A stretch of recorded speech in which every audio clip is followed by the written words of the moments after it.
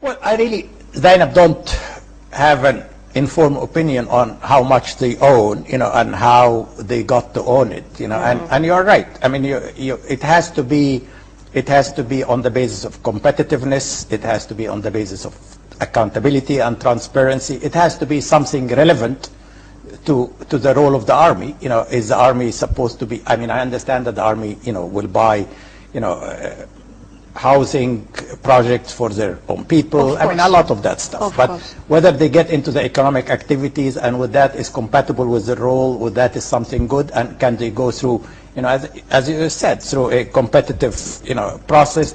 All these questions need to be asked. But I think the army here is quite different, as you said, from the army anywhere else. That they are part of the economic system, and this is something very peculiar. It is very peculiar. It is very peculiar, and we need to deal with it, looking at different models around the world. I always say here, we don't need to reinvent the wheel.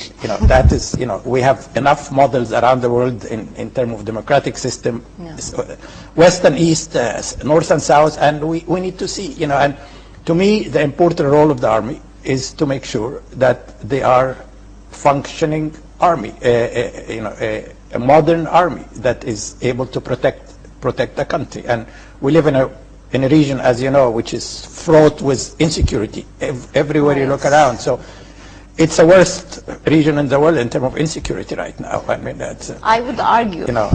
But on the other hand, you do not want the army running the country, and how to balance that is a major challenge for us. I think that we need to work on it and make sure, as I said, that yes, the democracy is protected in the worst case scenario, but with a lot of guarantees, to make sure that the army will not use that as an excuse to get into the management of the democracy. 85 مريض عقلي موجودين 20 مليون which they all need to go in هربوا من مستشفى مجانين and we need to get them back. طبعا دي بلد ملوثة عقليا وبيئيا. השר אז דני נווה מציין גם את העובדה שאלברדעי נמנע מלהתעמת עם העמימות הגרעינית של ישראל. צריך לזכור שמדובר באדם שביקר בישראל מספר פעמים.